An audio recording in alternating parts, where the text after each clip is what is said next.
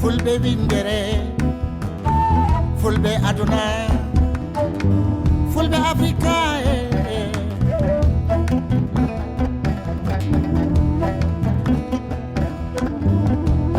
funage hirnage rewoy worko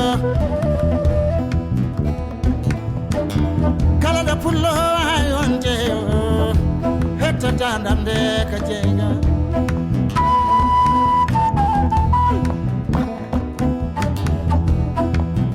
dandam de ka jengal tabital fulag andu bi fulbe sinti geji fulbe ha tente babu ol to bohum to la kael bulo malal somla de birom bumbu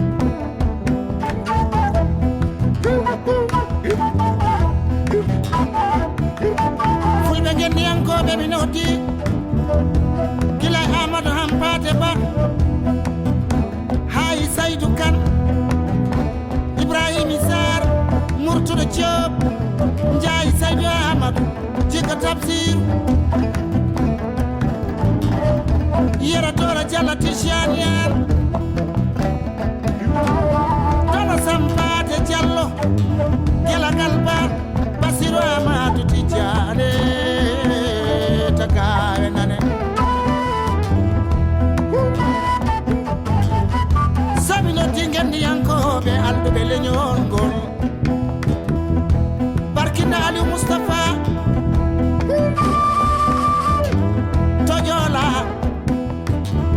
Khadir Yaya Alaji Abo Salamata So Deba Puloko Tabitowa Bindowa Lady Niger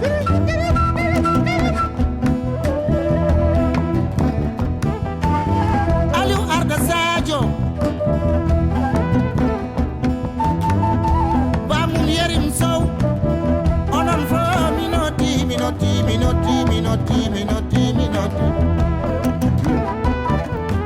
Alpha Amadou Diallo Jere Président Tabital Prague International pour le Jodi de Guinée Haruna Jayo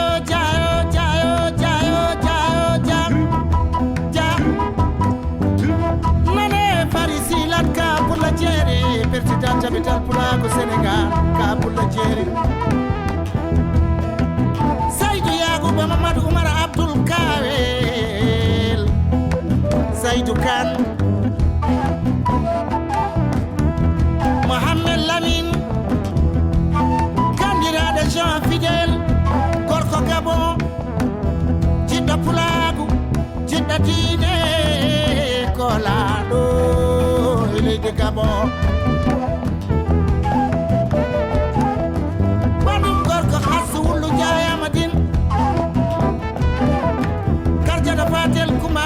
so tollel ma kuma bila tuderi kay belal ya mar samba cuma na jokoli jumbol batanu jaguno kumi ni wadi kayna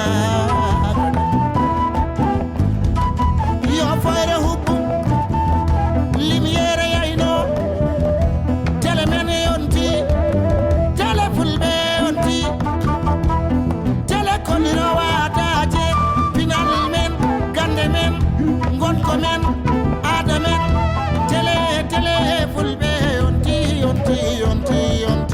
tele no mat tele aina be tele fulbe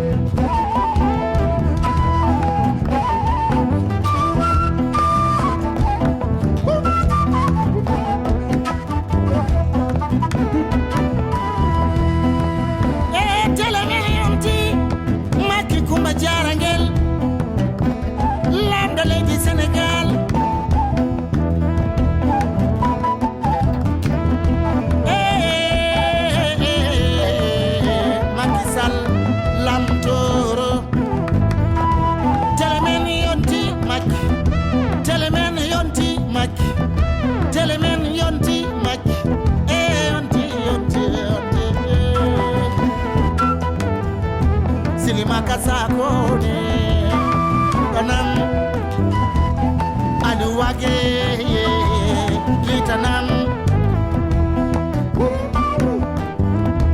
umara jande nyukanayo halanam walitam fintinam tibi hol bohum tulokae bula malan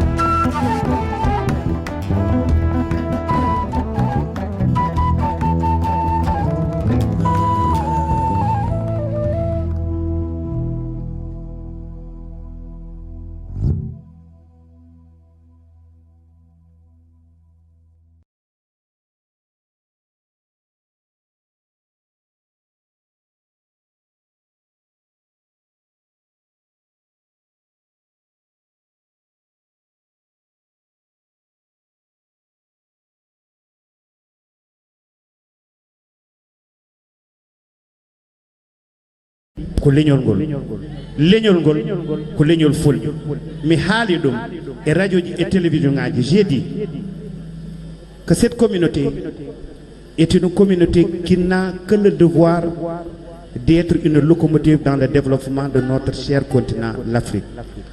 Dans la bande du Sahel, les Fulbe, dans toutes leurs composantes, ont eu à voyager d'est en ouest, à amener avec eux notre histoire, notre culture, nos connaissances, nos sciences, et les ont partagées avec d'autres peuples. C'est pourquoi nous ne pouvons être que traits d'union pour la cohésion sociale. Quand on arrive dans le Ferlo, ou bien dans le Jolof, ou bien dans le Fouladou, quand on arrive au Fouta Toro, Mauritanie ou Sénégal, on rentre dans un village, un petit hameau, même une toute petite fille, si les parents ne sont pas là, ou un jeune garçon peut vous dire Bismillah, Mbari Milama, Kunjeda Wade, Kometuma Wope.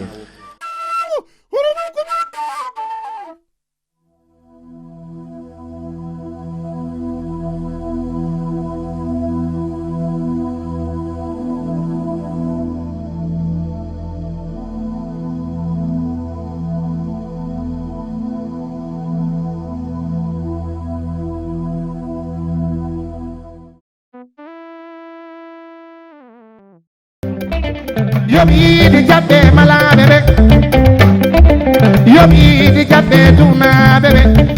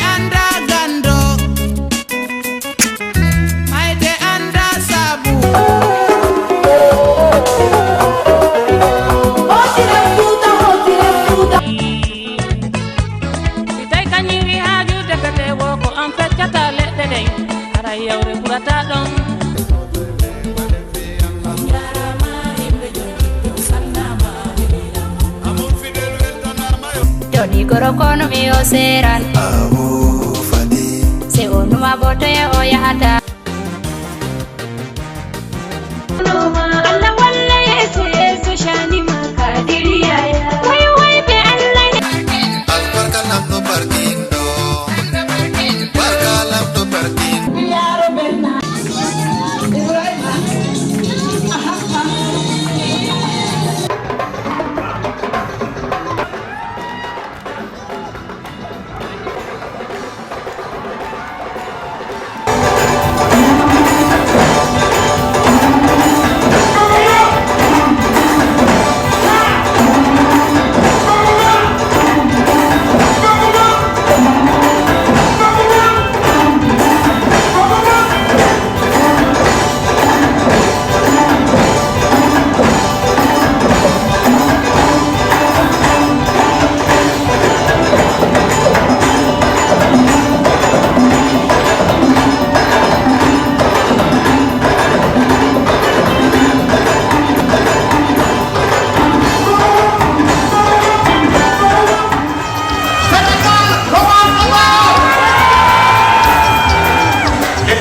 du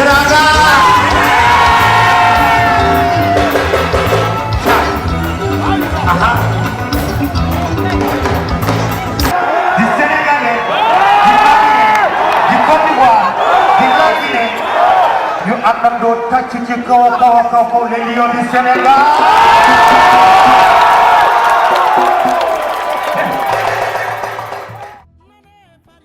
Génial. Très très bien, super. Génial avec Baba Bey. Extraordinaire. Mais je trouve que c'est son contact avec les musiciens aussi qui est extraordinaire. Il a beaucoup de générosité dans sa musique, avec son public et avec ses musiciens. Oui, il est très très bon. C'est un bon concert qui a réussi sur tous les plans. Baba Maal est un grand. Et on doit tous se réunir autour de Baba Maal. C'est très bien passé. Weli Wali Faye. So when you're ready, Baba Maal, it's all yours. It's just a freestyling, you know what I mean? Just say anything. Yeah, you know, I'm freestyling with Genesis. Listening to Genesis Radio with freestyle. That's it? Yeah, yeah, that's it. Negative. Vous êtes un ami personnel à Baba Maal? On peut le dire. Je pense que oui.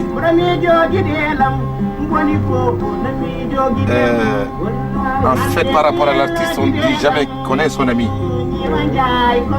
C'est plutôt c'est à lui de se déterminer. Mais je pense réellement qu'on peut dire qu'on est amis. Oui. Non, je sais pas, moi j'aime bien Mansour. Qu'est-ce que c'est?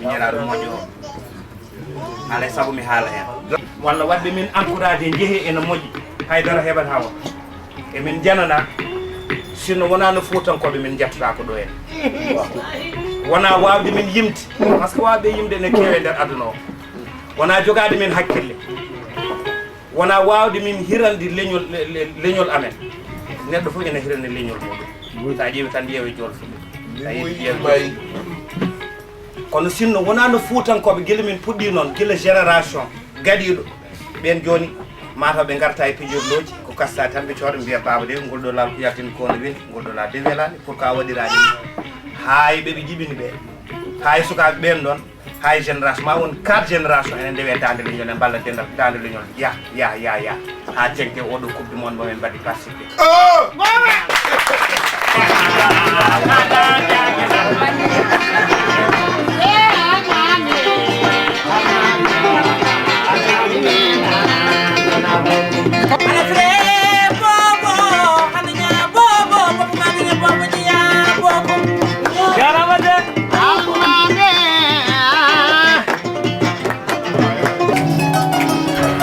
Mesdames et messieurs, dans quelques instants, nous entrerons dans le tunnel sous la Manche.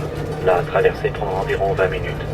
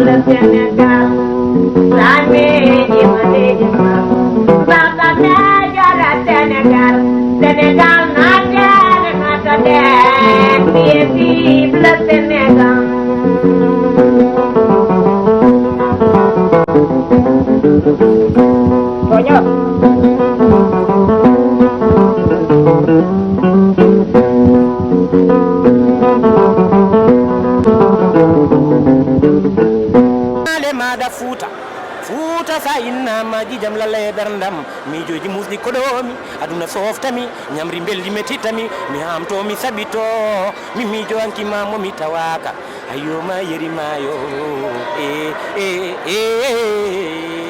yeri This is Baba Maal. Ça va bien. Moi c'est bon, Cadre ça va. Nit ñooy falu. J'ai dit ça tout de suite. J'ai dit avec les troisième millénaire là. Xoolal équipe sénégalaise équipe africaine. J'ai parlé de l'ouverture là-bas. J'ai dit bah man rapporte le bonheur. Et il nous a c'est une nouvelle ère. Jules boobu bis bi ma gisee suñu lion yi ni ñu duggee noonu ak seen féex. ak ni ñu toll. ma xool français yi ñu jaxasoo. xam naa ni gars yi dinañ jot foofu. man kay bu ñu joué 15 minutes.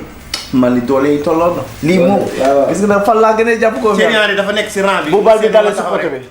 mu génn si rang bi ñëw jox ma la. ah ça va bien. laa xam ne kii tiit na. bi ñu déree bal bu dal si baar bi. Olivier est venu là-bas pour féliciter. Semba est venu sur le champ. D'autres et d'autres et d'autres. La maison était pleine. Chacun est d'accord. Ñun dañuy jóge Sénégal. Ils vont dire que nous les avons porté lay la kii. Foofu bi laa yàqal. Telemen. Yonti wona Salla Diaby Inshallah. Barke Cheikh Oumar. Okay. Gerte mbaɗa ɗon tamaroje ni. Gerte mbaɗa ɗon tamaroje. Kono noon banda men so tawi ñiiri tekum wawi ñamede saka noon bandi lamɗam ha waɗa kosam. En holno ballodirten ha galle Pulaar o wawa ma heede. Eɓe gandi koni woni ɓe jaggini ɓe mbarini ɓe taƴini ɓe mbaɗini boulet sauce moƴƴo. Donc min mboɗo andi yiɗɓe Abou Djouba no fewi.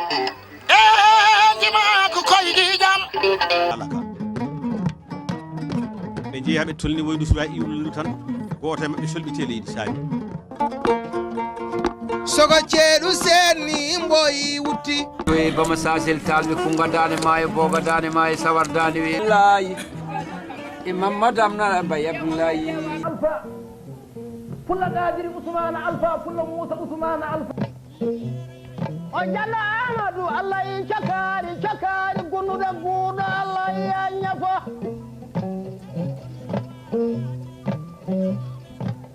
yete jiye fulɓe aynaɓe nayyi ɓe kattaji batiji ɓe nerenilade condi fulɓe darotonoɓe lowa ɓe jooɗoɓe pella fulɓe pelle palatade noɓe pelli ɓe nayamos ɓe kattaji batiji ɓe nerenilade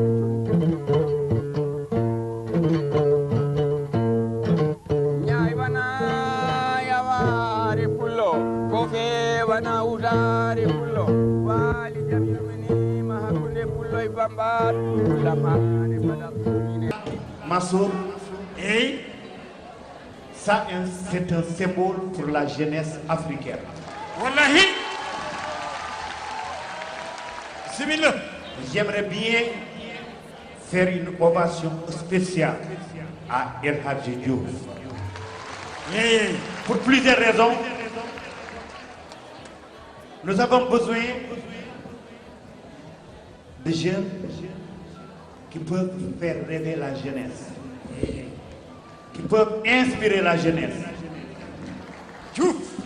leur faire croire du fond de leur cœur qu'ils peuvent relever certains défis de la vie.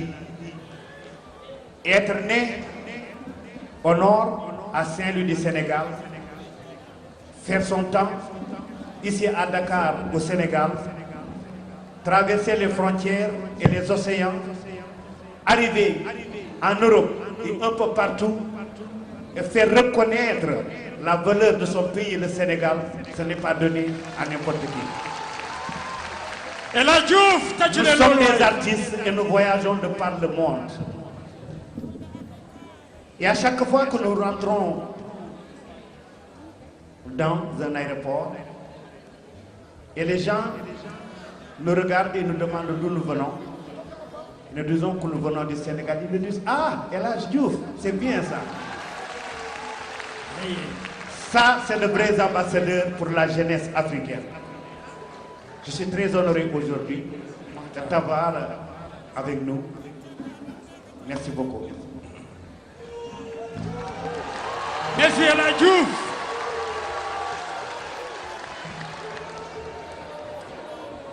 Dabadun bandanabe alpula.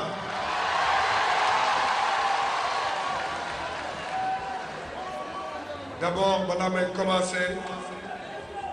Damay remercier grand bi nga xamni nee naa ko bi may signé sama contrat Liverpool boobu coupe du monde bi commencé gu dama wàcc aéroport kenn lan ma njëkk wax boo xam Angleterre Londres Heathrow la légende vivante. Une légende vivante moom nag moo nu wañ yoon bi xale bu tuuti laa woon bi ma nekkee Ndar bu daan ñëw di way si kër grand Moussa lii la daan dal may wax am na wala amul temps yooyu maa ngi fopp di daw si otoom temps yooyu xaw ma sax li ma nekk ndax dinaa ko nekk wala nekkuma ko li may wax la jeunesse nag ñaar la àdduna gëm sa bopp man ak moom dañu bokk lu bëre bi ñuy commencé dara neexul bu ñuy commencé suñuy mbokk rek lu bëggoon lu sotti nag am borom.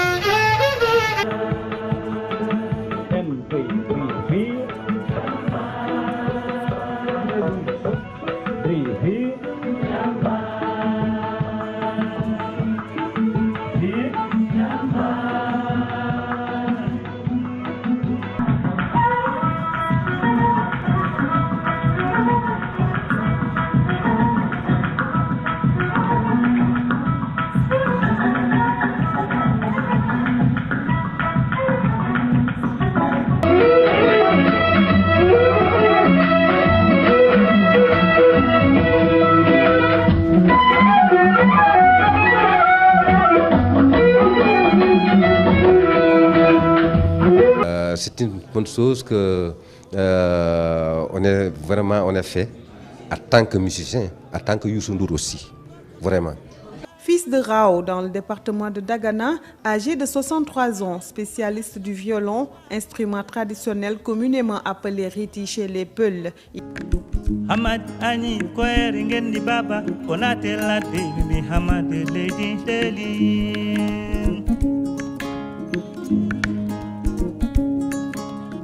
Hamadi Ani Koere Galle Baba, Konate la Devi Hamad Lady Leli.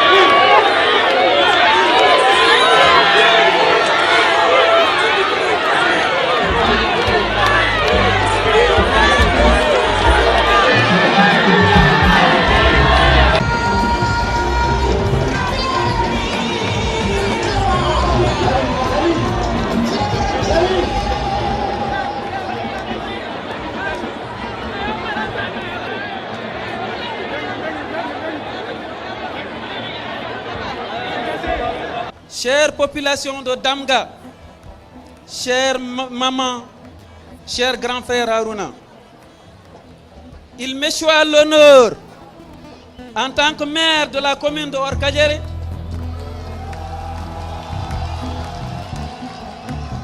et coordonnateur de Benno Bokk Yakaar dans le département de Kanel, d'accueillir parmi nous son Excellence Monsieur Macky Sall, président de la République du Sénégal. Assalamu alaikum bandiraɓe.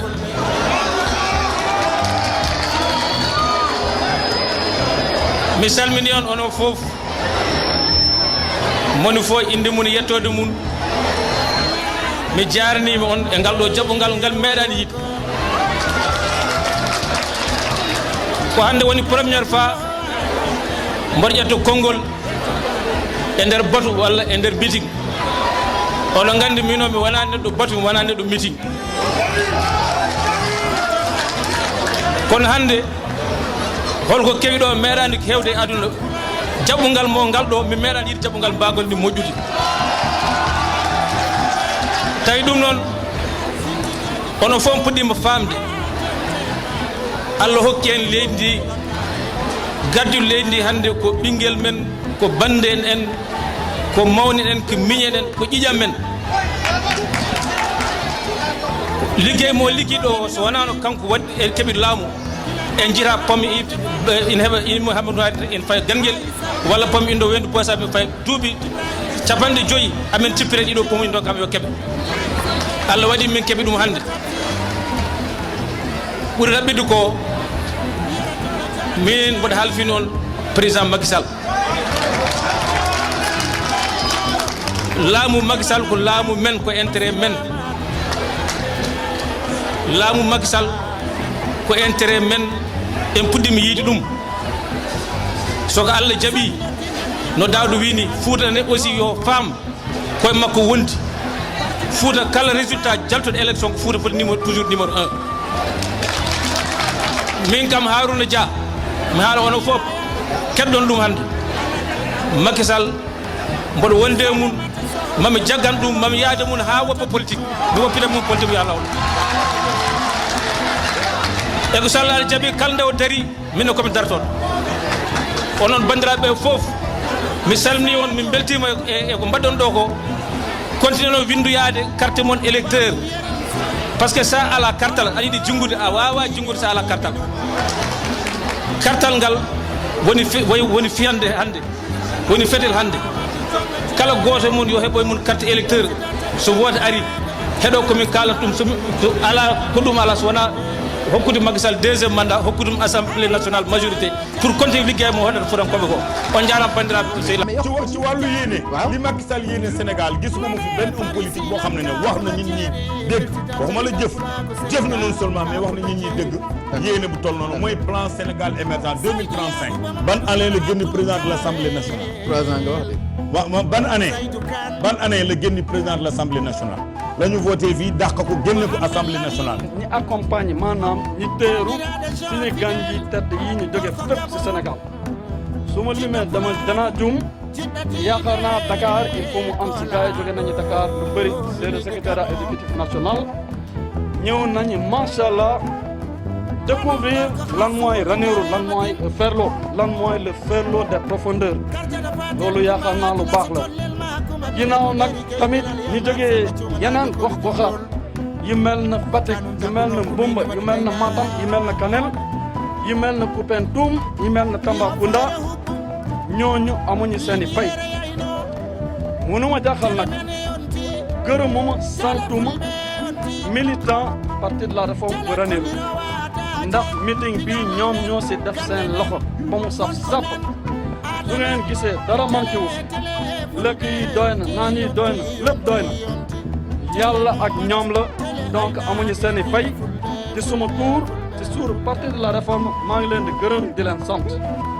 bu leelu weesoo li ma bëggoon wax tamit mooy que parti de la réforme waxoon na ko si njëlbeen pare nañu pour ànd ak président de la république Macky Sall ñu bokk benn liste si élection législative yi ñu dëgmal élection yooyu nag parti de la réforme xaar na mu ngi xaar di déglu maanaam président ban proposition lay defal suñu parti ndax ñun pare nañu aujourd'hui pare nañu majorité ba moom leer nañu tey moom ku fi ñëw nga gis li xew Ranérou loo am Ranérou laam-laam yi jeex na parti de la réforme mooy définitivement majoritaire ci département de Ranérou loolu yéen a ko nangu yéen a ko liggéey yéen a ko def. ñi ngi leen di sant di leen gërëm ndax dañoo bëgg ngeen suivre aussi ngeen jël devant ngeen suivre marche bi ba buntu kër Arouna ngeen xam lan moo xew Ranérou ngeen dugal ko ci site yi ngeen bu leen nit waxee lu dul lii parce que am na ñu jël suñu image yi oto gaa yi yuuku ne Aliou Sow dañoo bëgg a dindi son yooyu dugal seeni son wone image boobu te loolu du mun a wéy comme que presse nationale mu ngi fii ak presse locale yëpp ñu ngi fii en direct lañ nekk te Ferlo dafa am nu mu bindoo man maa nekkoon premier ci législative Arouna Ba topp ci Abdou Karim 3e Aliou Sow mi 4e position ñun ñeent yëpp ñu ànd ci local maa nekkoon premier gagné ñaari commune Arouna Demba Souleymane 2e gagné ñaari commune Karim Ba topp ci muy ñetti leader yoo xam ne ñoo toppante woon ak Aliou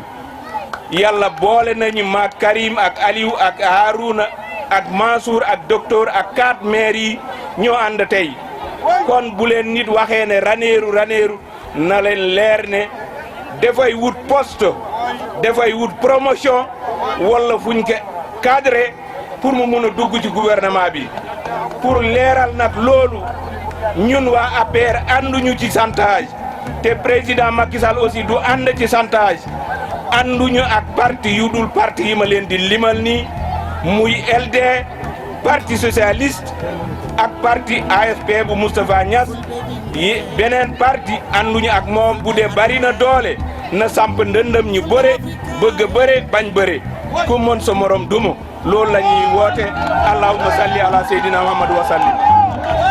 Dans 2 mois normalement vous reviendrez voir comment le visage de Linguère a changé. Nous quand on est venu déjà on a commencé par faire 100 lampadaires solaires aujourd'hui. Ça n'existait pas quand je prenais la mairie de Linguère, on était accueillis à l'entrée et à la sortie par des tas d'immondices. Aujourd'hui, ça n'existe plus. Et ça, c'est il y a juste 2 ans. Nous avons encore les images qu'on peut mettre aujourd'hui Nous avons le tracteur qui ramasse des ordures. C'est mon père qui l'avait acheté en 85 quand il était maire. Il est encore là. C'est juste une preuve que les choses ont changé. Aujourd'hui, nous avons une benne qui ramasse les ordures, comme ça se fait à Dakar.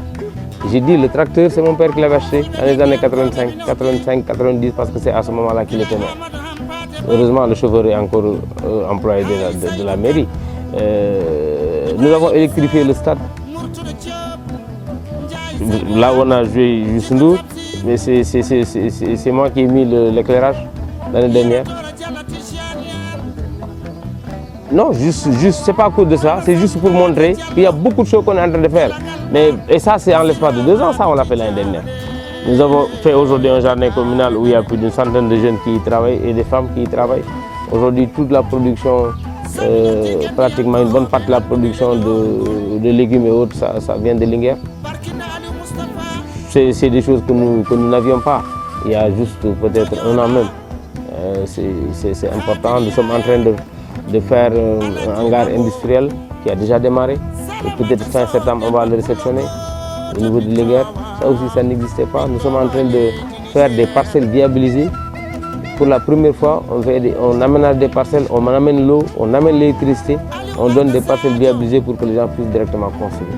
Là aussi, ce n'est pas des chimères, c'est une réalité. sama xalaat lenn la ci mooy que avant tout maa ngi leen di sant yéen ñi nga xam ne yéen ay naataango nekk ci wàllu presse bi lu fi yegg ci kaw ba Sénégalais yi xam ko yéen a tax donc di profiter di regretter li nga xam ne moo fi am li fi am nag c'est simple APR woote na militant APR wuyu si nan am na ñu ne problème sécurité la ñu am moo tax defuñu nañu xam nag problème sécurité bi ñu woote tey bu dee nit ñu bari ñi la sous-préfet bii ñëw moom mooy ëpp parce qu'il y aura au minimum multiplié par 3 fois nous le disons ñu ngi koy wax ñu ngi koy waxaat ñun taalibe bu kenn la ñu doon ku dul Macky Sall démb ak bërki démb ak suba Macky Sall lañ doon liggéeyal te moom la ñu continuer di liggéeyal loo xam ne sentir na mu ngi menacer intérêt Macky Sall dans ce département de Linguère fi ñu bokk dinañ ko xeex ak lu mu mën di laaj dinañ ko ci def lépp loo xam ne nag mu ngi ci yoon jàppale Macky Sall loolu bés bu ne ca la ñu fekk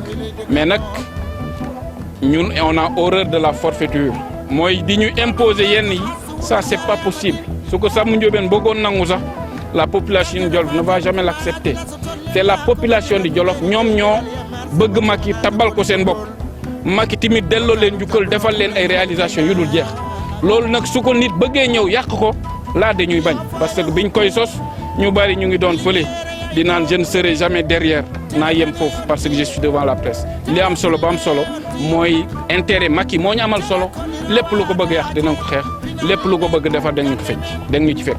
politique gu Samba Ndiobène bi mu nekkoon bërki démb la ba tey mooy démb ak bërki démb ca ndigalu Macky Sall la nekkoon tey ak suba ak gannaaw suba tant que Macky Sall mu ngi soxla ci ndigalam la ñuy nekk leneen intérêt suñu dul les intérêts du président Macky. départ bu ni mën na ne baax na mën na ne baaxul lu tax ma ne mën na ne baax na parce que Jolof moo tànnoon Macky jàppal ko boppam.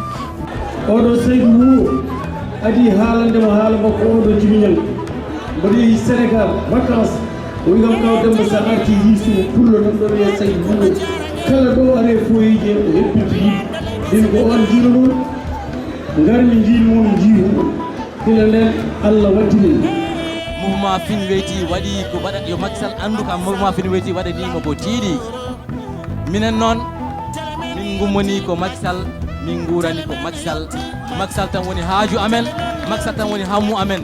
À l'échelle mondiale, on connaît déjà les grands groupes occidentaux qui sont implantés en Afrique depuis longtemps. Il y a également la Chine qui a opéré une avancée sur le terrain, on va dire, considérable et qui pose quelques problèmes dans de nombreux pays.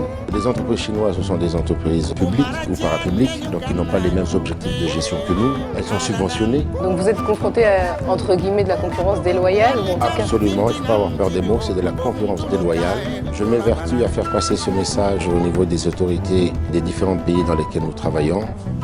Mais très souvent, les enjeux politiques font que parfois les autorités n'ont pas forcément la liberté de pouvoir vraiment mettre les entreprises locales dans des conditions idéales pour qu'elles puissent être compétitives et travailler. Tous les matins, Aliousso se rend à son bureau du siège de la CSE. Pourtant, à 82 ans, il est officiellement retraité.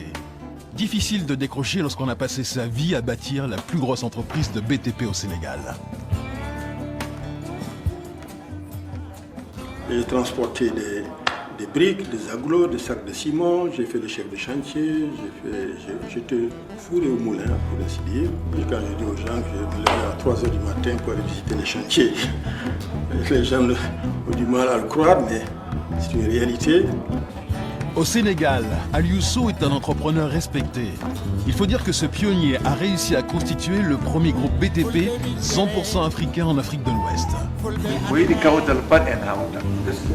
Allah andi ko waɗata yeeso wona noon jotta bana onon yimɓe less onno woodi ɓaya en on woodi ɓeeɓe en toon ittuɓe ha miti mon kam on jooɗi jamna a gongani on jooɗi jamna ɓe on wondi ɓe on layol mon ɓe on wondi ha to kamɓe on bindi kamɓe waɗi ko waɗata ko ɗum to noon on waɗata Baba Amadou se retrouve sous les feux des projecteurs. À 69 ans, il a atteint le sommet parmi les francophones. Mais avec ses 550 milliards de francs CFA, il reste encore un poids plume face aux plus grandes fortunes anglophones, loin, très loin des 15 000 milliards d'hélicos d'Angleterre. Le mystérieux Baba a du chemin à parcourir pour se hisser au niveau des milliardaires anglophones. Je voulais vous faire absolument ce message privé. D'habitude, en Pulaar, Bedoy Hal du Dema Pulaar, parce qu'on parle le même dialecte. C'est vrai que le Sénégal, moi, c'est dans mon sang. Je parle le peuple. الحالة بولار نورمال. الحالة بولار موا حالة. بالواي بولار دي. أروي بولار بدان دي أروي بولار دي. جبنامي كفرايس. كن بدان دي تبوني. بدان دي كهيوي أفر فرنكول. جبنامي كفرايس. دي هركة جل. نلم دي أكوالي. الآن دي جاني سد بولار بدفن. دعنا نورم وي. Fouta, Touba biya fuuti sabu yimɓe maw funti kono Touba ha koye no wotere de ka funti no bacce so tagu iwran dow yo tagu iwru less aduna banani boy so doole ɗumti so doole kemmo minamɓeɗe wawi fularde est ce que ya rabbana ande kadi aɗa wawi fularde mbeɗa wawi fularde demgalam laaɓaji kono mbeɗa andi pular mbeɗo nana pular woni yimɓe ɗo jibinaɓe ɗo mbawa haalde français mbawa haalde pular ɗum ko jinnaɓe waɗi jinnaɓe ɓe waɗi par ce que sa jibini sohaɓe faray aɗa foti haalnude ɓe pular ɓe ganda holtoɓe ɗum so haalnaniɓe ana nanta faray ma laaɓani jiyaɗa haalde sohaɓe ma faray soɓe jeehi l'école maɓe janggo faray kono an galɓe haalta jinnaɓe sohaɓe ma ganda kam to ɓe ummi wona ɓe cikka tan koɓe faray naɓe ɓe ganda holtoɓe jeeya neɗɗo yo andu to jeeya. Monsieur le ministre de la Culture et de la Communication, il y a de cela 1 an, du haut de cette tribune, j'avais soutenu que je ne voterai pas le budget du ministère de la Communication tant que la RTS que nous aimons tant continue à travers ses programmes à éclipser, à étouffer ce que nous avons de plus cher, c'est-à-dire notre culture, sur toutes ses formes. Je le réitère encore cette année. Monsieur le ministre, vous savez plus que moi qu'il n'y a rien de plus beau, de plus exaltant que de pouvoir préserver son héritage culturel. Une culture médiatisée, vulgarisée, visualisée, une langue parlée, exposée, promise, vit et s'éternise. Une culture invisible, ensevelie, une langue étouffée, zappée, réduite au silence, meurt et disparaît. Monsieur le ministre, ça me fait de la peine de constater que nos pièces de théâtre, nos chants religieux, nos journaux télévisés sont relégués encore au second plan. Chers collègues, en laissant parler mon cœur, je vous dis tout haut, I am fed up. Je ne parviens plus à supporter cet état de fait. Parler de ma souffrance morale devient mon devoir. Méditer sur le sort réservé à ma culture me paraît être une nécessité. Informer le ministre en charge de la culture et de la communication devient une exigence. Enfin, alerter pour qu'on ne laisse pas germer ces cumuls de frustration qui ne feront que déranger notre cohésion nationale s'impose. Chers collègues, comme vous, je sais que je représente tous les Sénégalais, mais je proviens aussi de quelque part. Et ma responsabilité également de me battre pour pérenniser ma culture, ma langue maternelle face à l'évolution de ce monde qui bouge. Monsieur le ministre de Gomade, bandiraɓe, mi wi on wadde onon jogiiɓe leñol ngol, onon alɗuɓe leñol ngol, on mahi jumaji, jamaji e galleji, mbadde hen wadde téléji e radio ji, kaalen hen ɗemgal men, kolliren hen sernaɓe men, nalankoɓe men e jandiyankoɓe meɗen, gurnen hen koddi men, donaɗi men e gowaɗi meɗen, gande kat ɗemɗe koko ñamadirɗe, gande kat cukalel haaloyde koko nannateno, gande kat cukalel ñemboyde koko hollateno, ede kala ko yiyetake, nanetake, ronetake, watti dat majja maaya natta, wadde jogiiɓe, balle min salade sanirede ɗemgal, woten gontu puccal e juggal, yo Allah wurnugal ɗemgal, nuska usta kala etotoɗo saynude ngal, yo Allah wurnugal ɗemgal, usta nuska kala nanogal jeebiɗo ngal, minen député ji gonɗiɗi assemblée nationale nanoɓe pular de padi ballal mon. Monsieur le ministre, ɗum jinnomi haalandema, mi wiya Racine Talla, wonde ko ɗum min jiiɗi ko walla min, o walla ɗemgal ngal, je vous remercie.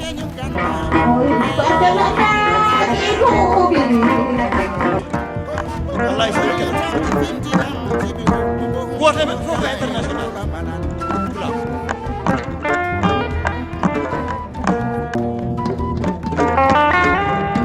bi min jaru yoy jaru pulaku ila ila ila la komi wari nenoma e bamma mi maratali yettimajo kam fulkanno yaw mi maratama ɗo habbo andi tension ngango no montini min ñayimama ngo jom en seedi acci waɗa ɗo wiyatta koyɗe makko waɗa maw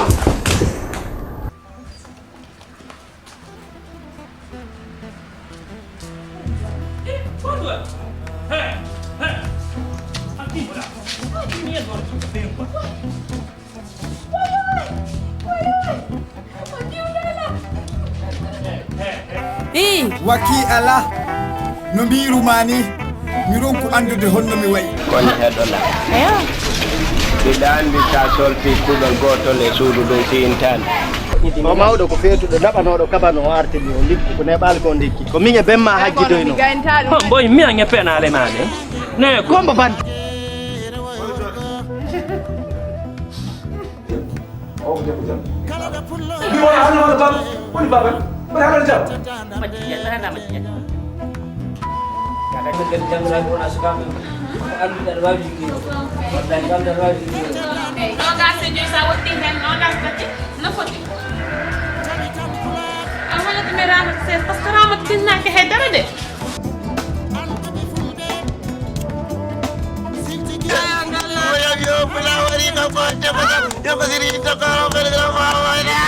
sikkela gonnen ko ɗo wiyete cakle leeraɓe noon ko wuuro ɗo ganduɗa hoore ma ɗo ɓuuri tengtude ɗon ko gaynaka ha ko ɗum saabi ɓe koɗanno ko waalo ɓe peeri ɓe gaɗi kodi ga e jeeri gam ɓaɗade ko wiyete ko durgol ha ko ɗum saabi ɓeɗo bandiraɓe koccirɗen wonɓe caggal men goni koye woynu no ganduɗa hoore ma ndu so sa koye ujunere temedde jeetati capanɗe jeetati fo hedde den hedde 1980 fewde 81 kono ɗum woynu nduɗo laati nokku mo ganduɗa hoore ma o ko kawrude dendagal guure keɗɗe e nder oɗo diwan no wayno diwan o ko diwan jaaƴƴo mo ganduɗa hoore ma no tambi guure kewɗe jeeyaɗe e leeraɓe guure jeeyaɗe e samanaɓe guure jeeyaɗe e gamaji guure jeeyaɗe e jamal wali e guure jeeyaɗe e gaddu jooga ha toon to boyguel ko ɗen guure kawrata ɗo wadde mbiyen ɗo ko centre polyvalent no tubako wirat ni e nder ndeɗo hettere leydi wadde ko saabi hande ngal ɗo potital koko ko fulɓe e gadrino wadde ko yowti koye fina tawa ko wiyete ko ƴaro ko ɗum jogori hande mawninede ɗo e cakle kala hitande hikka noon waɗi ko mbaydi kesiri pulde tawno nalanke leñol o hono Abou Djouba de ko kañum ina jeeya e bismaɓe ɓe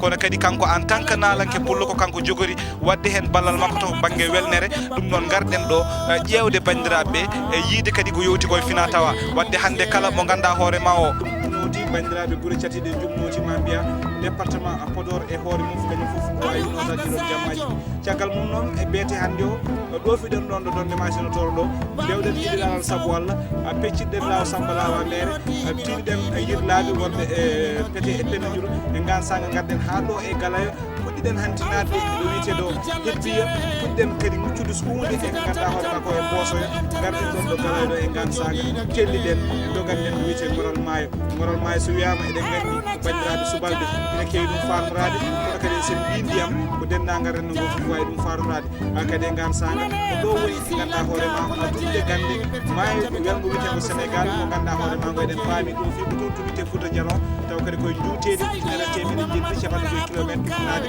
tuɓɓude ɗo wiyeteɗo Fouta Djalon ha yetti ko wiyete embouchure du fleuve Sénégal ɗo wiyeteɗo Saint-Louis du Sénégal wadde ko ɗum ɗo woni golle ɗe ko ɗo jarata ko heddi ko ma en mbawa ɗum yebde hakkude Abou Djouba e ñabiranaɓe ko aadi woni ɗon hakkude Abou Djouba e ñabiranaɓe ko finde mawde woni ɗon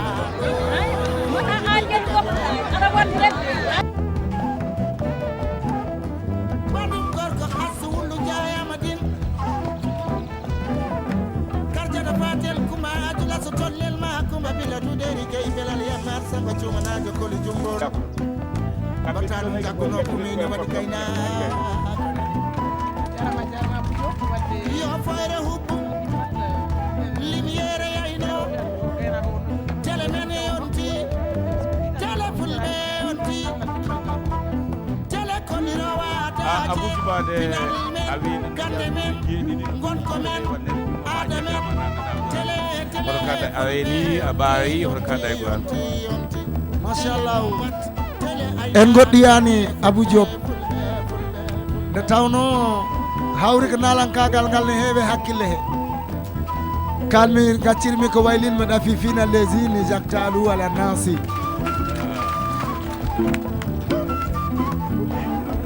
wallahi na kon cippo yaani don de ala mona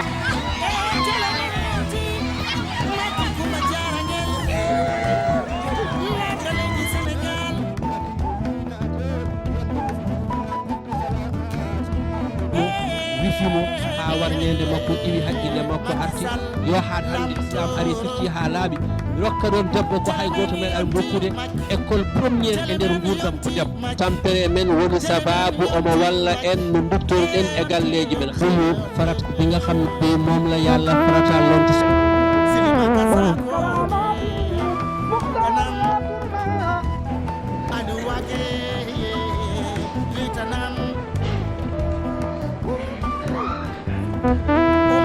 yàlla yow la moo tax gis nga président de la république fu mu mën a nekk ah oui c'est un très grand journaliste le président de la république ci régime Abdou Diouf bu takku nag wuy si nañ ngir màggal li nga xamante dama bëgg ñu fekke xéewal yi di wàcc ci bés bi no mbaɗa ni ke jinganta ko Allah ko kefero sabu ko kefero kanko mi jinganta o kanko mo jinganta o kefero o so ñawi kefero o so ñawi hol cellinowo minami o namdi jinganta o mo jinganta o Allah kefero o so tawi sohli ñamde so tawi o sohli ñamde walla sohli yarde walla o sohli yarde hol ñaminowo hol jarnowo mo jinganta o musik kefero so sohli yarde sangara holko komo kalis o mi jinganta o a jaddilama teddin kefero tan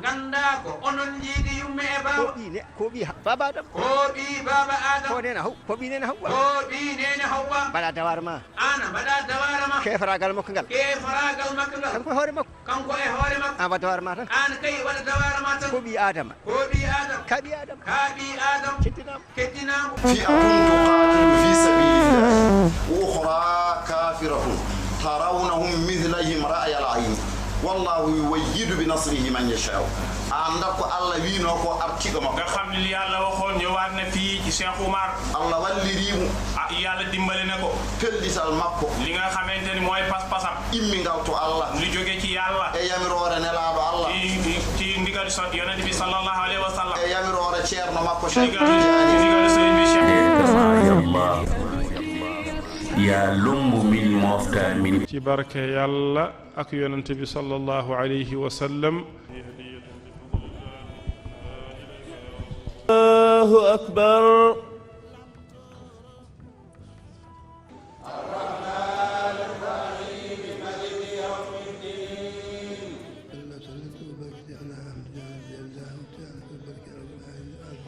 leydi ndi yàlla waɗa hen jàmm yàlla waɗa hen moƴƴere yàlla dannude fitinaji ganda hedde leyɗele he ina yaaha yo Allah dandu foof wallitam fintinam jibi holɗu bohum tulo kaen ɓura manan